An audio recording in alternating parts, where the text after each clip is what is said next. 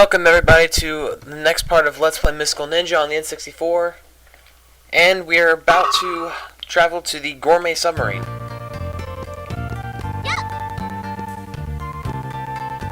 Now, I keep on saying throughout the course of this Let's Play that the Gourmet Submarine happens to be my favorite dungeon in the entire game, for a couple of reasons. One, the music's awesome. Two, the stage itself is amazingly designed and quite ingenious, if you ask me. And three, it's just fun. However, as the name suggests, the Gourmet Submarine Castle, we're going to need to find a way into a submarine. That bit is not hard. For all it requires us to do is to actually jump into the shoreline of Mutsu. And now we've got to find ourselves a button, which I've already located.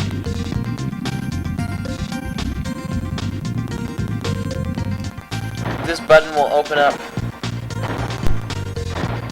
a small door so we can access the Sea of Japan. There we go.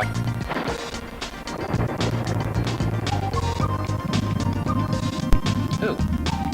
Did not know about that little dumpling area. Cool.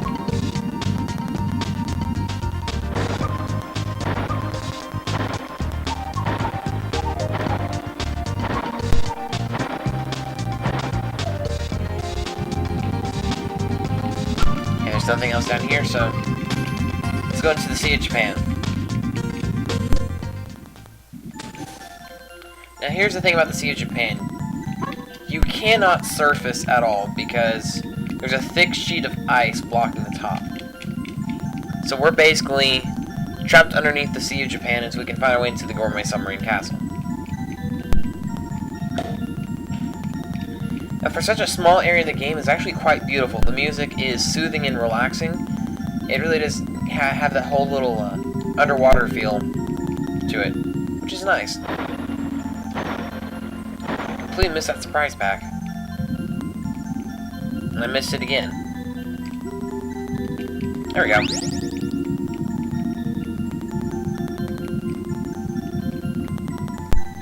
Now before anything else, I do believe there's a fortune cat doll somewhere down here. And I can't hurt those guys.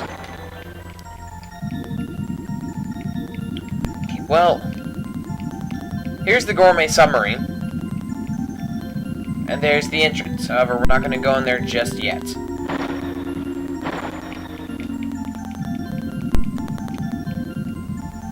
Continue exploring this massive area. Just so we can get one silver fortune cat.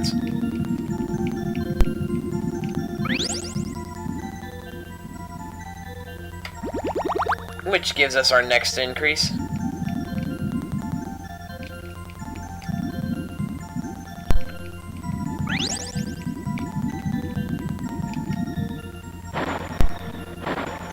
And that basically wraps up the Sea of Japan. Only thing left to do is to board the Gourmet Submarine Castle and kick some ass.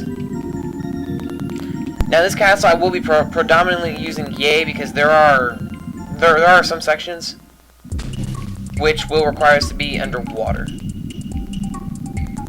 And right off the bat, the music is very serious. Oh, do not want to go that way. And trust me, the music just builds and builds, and it gets to be a really badass music track.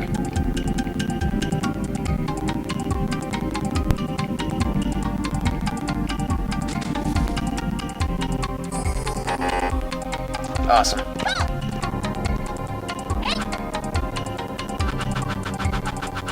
Now here you're asking, why is this called the Gourmet Submarine Castle?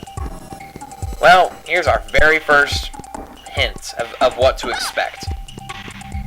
For those who are giant pieces of sushi on top of a giant wooden sushi plate.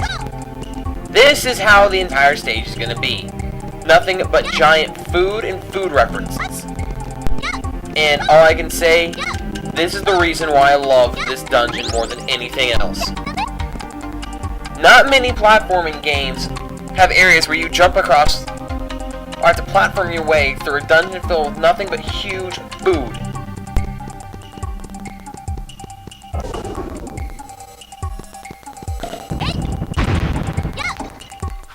Only downside about this castle is that we are introduced to a few new enemies, and some of them can be quite a pain. Like this guy here. Hit him once and he gets all steamed up. And they'll start chasing after you more rapidly, and if he catches you, well, he does a good bit of damage. But we were also introduced to a new form of little ballerina robots. They are the standard present poppers, except... I need to go in for this one. Except... they use... well, for lack of a better term... they use napalm shots instead. Now we're jumping on giant rice balls. I guess this costs rice balls and tofu, I guess. And we've just done a complete loop. Awesome. Back to the rice ball room. Ah, crap. Thank God this isn't. Thank God this lava isn't a one-hit kill deal. Because there's a lot of hot, burning coals and lava in this stage. Go and get the Sasuke. Sasuke.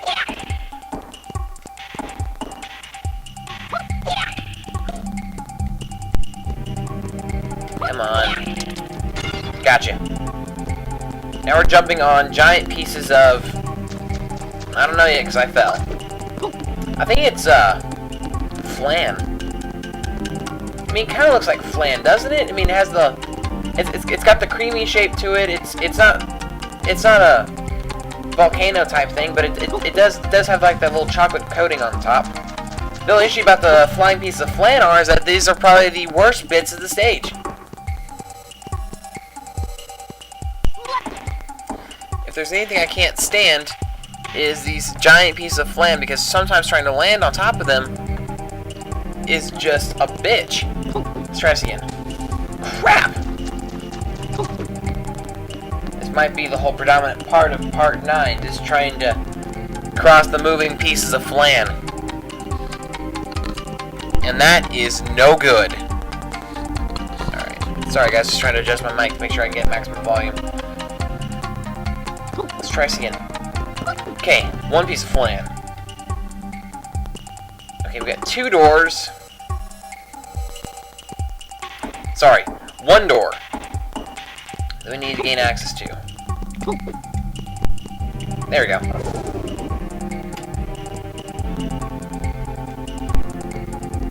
Ah, yes.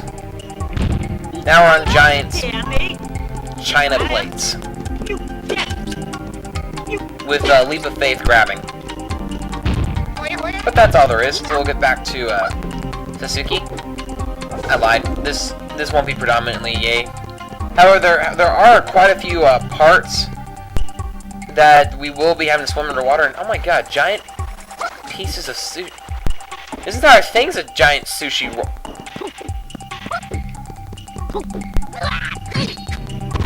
We're also introduced to sushi enemies! Like shrimp sushi! Salmon sushi!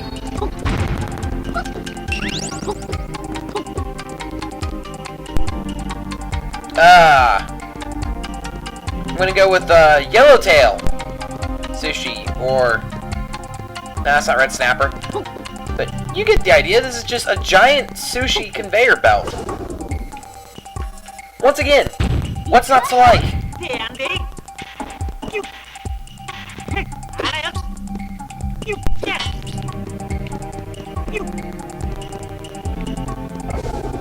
Seriously, I wish I had a gourmet submarine. Sure, it'd be annoying and difficult to get through, but I mean, come on! The novelty of it is just crap. The novelty idea of it is just awesome.